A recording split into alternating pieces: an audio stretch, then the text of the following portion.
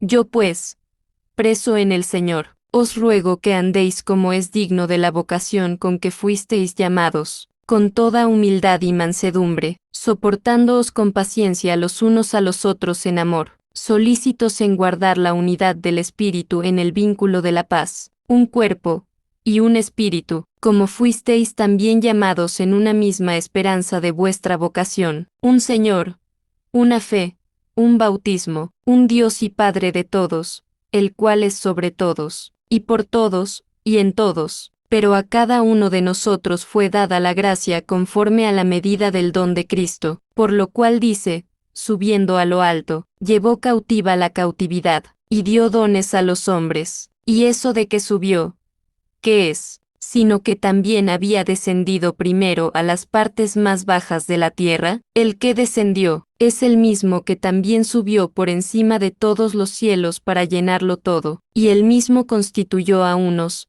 apóstoles, a otros, profetas, a otros, evangelistas, a otros, pastores y maestros, a fin de perfeccionar a los santos para la obra del ministerio, para la edificación del cuerpo de Cristo, hasta que todos lleguemos a la unidad de la fe y del conocimiento del Hijo de Dios, a un varón perfecto, a la medida de la estatura de la plenitud de Cristo, para que ya no seamos niños fluctuantes, llevados por doquiera de todo viento de doctrina, por estratagema de hombres que para engañar emplean con astucia las artimañas del error, sino que siguiendo la verdad en amor, crezcamos en todo en aquel que es la cabeza, esto es, Cristo, de quien todo el cuerpo, bien concertado y unido entre sí por todas las coyunturas que se ayudan mutuamente, según la actividad propia de cada miembro, recibe su crecimiento para ir edificándose en amor. Esto, pues, digo y requiero en el Señor, que ya no andéis como los otros gentiles, que andan en la vanidad de su mente, teniendo el entendimiento entenebrecido, ajenos de la vida de Dios por la ignorancia que en ellos hay, por la dureza de su corazón, los cuales, después que perdieron toda sensibilidad, se entregaron a la lascivia para cometer con avidez toda clase de impureza, mas vosotros no habéis aprendido así a Cristo, si en verdad le habéis oído, y habéis sido por él enseñados, conforme a la verdad que está en Jesús, en cuanto a la pasada manera de vivir. Despojaos del viejo hombre, que está viciado conforme a los deseos engañosos, y renovaos en el espíritu de vuestra mente, y vestíos del nuevo hombre, creado según Dios en la justicia y santidad de la verdad, por lo cual, desechando la mentira, hablad verdad cada uno con su prójimo, porque somos miembros los unos de los otros. Airaos, pero no pequéis, no se ponga el sol sobre vuestro enojo, ni deis lugar al diablo. El que hurtaba, no hurte más, sino trabaje, haciendo con sus manos lo que es bueno, para que tenga que compartir con el que padece necesidad. Ninguna palabra corrompida salga de vuestra boca, sino la que sea buena para la necesaria edificación, a fin de dar gracia a los oyentes, y no contristéis.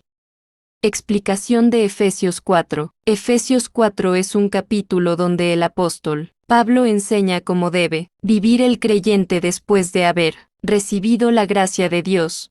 No solo habla de doctrina, sino de conducta, unidad, madurez espiritual y un nuevo estilo de vida. 1. Un llamado a vivir en unidad versus 1 al 6. Pablo comienza diciendo que debemos andar como es digno de la vocación, es decir, vivir de manera que honremos el llamado que Dios nos hizo. Para lograrlo, el creyente debe practicar humildad, mansedumbre, paciencia, amor, paz. Dios quiere una iglesia unida, porque hay un solo cuerpo, un solo espíritu, una sola esperanza, un solo Señor, una sola fe, un solo bautismo, un solo Dios y Padre. La unidad no es algo opcional, es una evidencia de madurez. 2.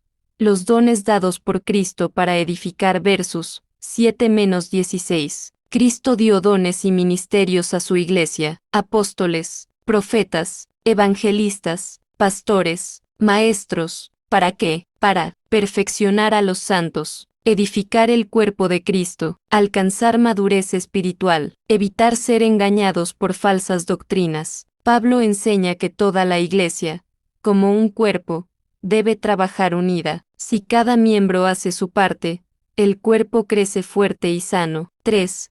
Abandonar la vieja vida versos 17 al 24. El creyente ya no debe vivir como los que no conocen a Dios, con la mente oscurecida, alejados de la vida de Dios, endurecidos en el corazón, entregados al pecado. Ahora en Cristo debemos quitarnos el viejo hombre, renovar nuestra forma de pensar, vestir al nuevo hombre, creado según Dios en justicia y santidad. Esto significa un cambio profundo, no superficial. 4.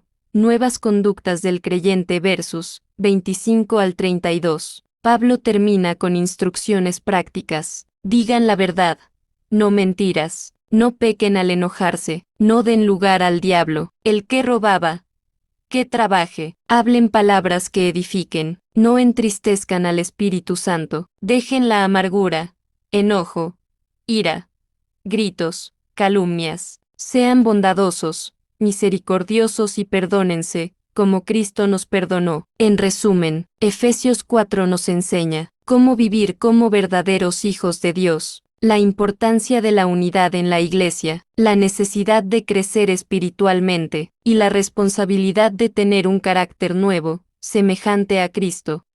Un músico en el mundo encontraremos muchos que se dedican al entretenimiento, de muchas personas más en el pueblo de Israel lo encontraremos. Como salmista o levitas ellos se encargan de los cuidados de la iglesia, también los salmistas, que son músicos del pueblo de Dios hoy en día tenemos muchos problemas con los músicos ya que ellos han cambiado su formación ya que muchos de ellos se han corrompido en su forma de vestir y que las personas que se dedican a cantarle a Dios quieren parecerse más al mundo que mantener la integridad a Dios porque ellos dicen que para llegar a diferente público esta es la razón por la cual se juntan con más músicos que no son cristianos más lo que se hace para Dios no necesita promoción mundana porque Dios es una necesidad, no un deleite porque hacer algo para Dios debe de ser con amor natural del corazón eso significa que lo que hacemos para Dios Él nos dará nuestra recompensa, a su tiempo más allá entra la confianza en Dios cuando esperamos que se manifieste su voluntad en nuestra vida por